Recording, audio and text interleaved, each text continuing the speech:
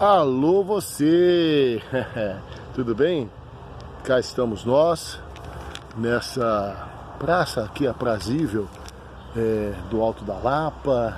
Na verdade aqui já é fim da Lapa, começa o Sumarezinho, uma confluência muito interessante. Eu andei postando outro dia algumas fotos dessa região aqui, onde começa o Espigão de São Paulo, no nosso Caverna do Xandão. Você vai no Instagram, tem lá. Fiquem ligados nos nossos canais todos, se inscreva nesse aqui, vá no canal do Foco também, a gente tem muita coisa lá no Instagram e YouTube, novidades aí chegando para você toda hora. Fiquem ligados no Foco Educacional também. Hoje aqui o papo é o seguinte, nós temos um tema da atualidade que assim, apareceu semana passada, mas hoje em dia são tantos temas, né, um em cima do outro e tal.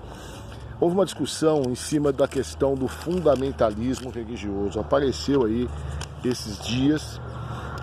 Vou pegar como referência, né, uma postagem que eu vi até de um site ligado aí a pessoas da comunidade judaica, apreciadores, né, da causa do Estado de Israel, e vi também referências em páginas de alguns pastores e pessoal ligado ao movimento evangélico, né, notadamente o pastor Ricardo Gondim, né, da igreja Bethesda, né, e aqui de São Paulo, referente a um complexo de Israel.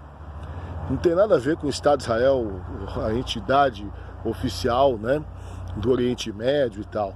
Não, estamos falando de um conjunto de favelas no Rio de Janeiro, dominada pelo tráfico de drogas, como muitas tantas ali são, e que tem agora um viés evangélico. É isso mesmo que você entendeu, é mais um capítulo de uma tendência que eu já estou colocando o nome aqui, essa é a nossa discussão, do fundamentalismo cristão, que se manifesta de várias formas, né, em várias denominações cristãs, todas elas aparecem, no catolicismo, grupos ortodoxos, pelo mundo inteiro nós temos grupos fundamentalistas, né?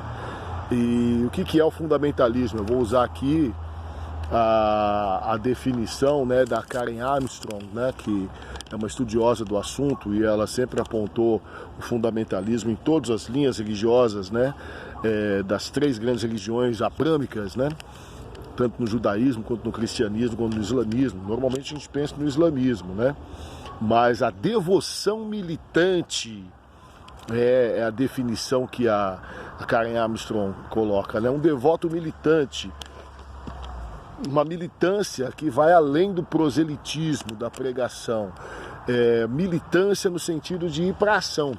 É uma pessoa que é capaz de ir para a ação, não estou falando ainda de terrorismo, estou falando de ação, de pregar ou de tomar atitudes práticas no sentido de reafirmar e de impor a sua fé, a sua maneira de praticar a fé, seja ela qual for. No caso específico desse complexo de Israel, é um grupo militante, pretensamente, pelo menos evangélico.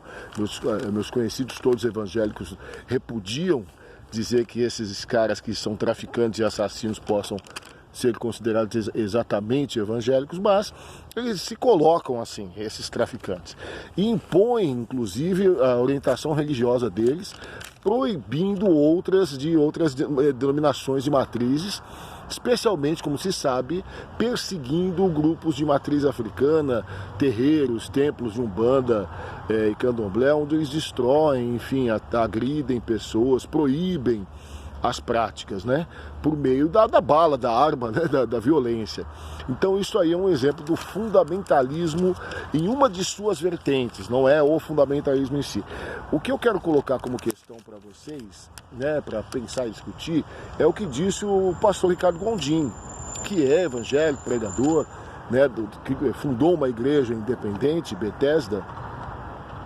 E ele reclama de ataques de evangélicos na sua pessoa, na sua página, nas suas páginas da internet, por ter criticado esse tipo de coisa, entre outras. Ele vem fazendo muitas críticas ao que ele chama de política dos grupos evangélicos, das grandes igrejas evangélicas, que estão especialmente alinhadas com o governo que aí está.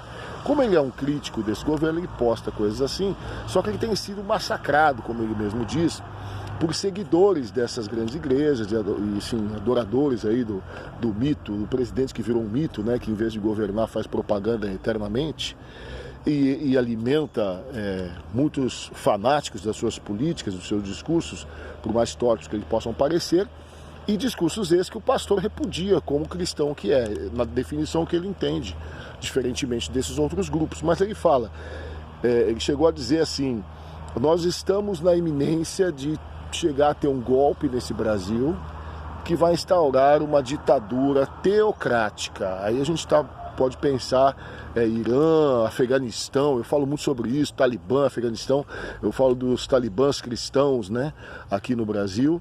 Então é isso que eu quero deixar para vocês. Será que tem a ver esse tipo de colocação?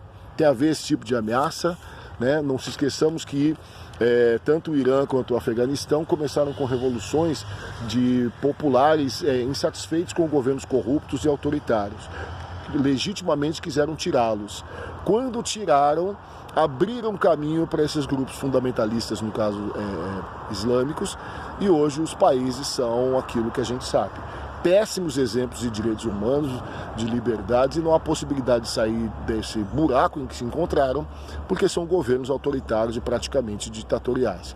Digo praticamente porque tem a eleição, mas não adianta, nas eleições ganham sempre grupos ligados ao fundamentalismo religioso. Será que é isso que nós vamos ter no Brasil? O que você acha? Procure as fontes que eu falei, né? O tal do Complexo de Israel, Complexo de Favelas dominado pelo tráfico, a página do pastor Ricardo Gondim, veja toda a polêmica em torno disso, toda a discussão que existe nos meios evangélicos sobre seguir essas grandes igrejas que têm essa atuação política tão grande. Agora a gente viu o caso aí do Tammy Gretchen, do Dia dos Pais, a briga que deu, que favoreceu a marca, né, de cosméticos que usou ele como propaganda do Dia dos Pais, mas o levante que houve, né, em alguns grupos aí, não sei se a gente pode colocar esse levante dentro desse mesmo patamar de fundamentalismo, não sei, é uma discussão, mas eu quero lembrar que isso reforça o discurso do pastor Ricardo Gondim. Então deem uma olhada nesse debate e tragam aqui pra gente, vamos ver o que vocês acham, o que vocês têm a dizer.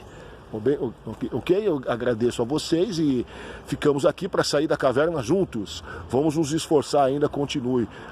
Eu só tirei aqui a máscara momentaneamente, ela está aqui, tá?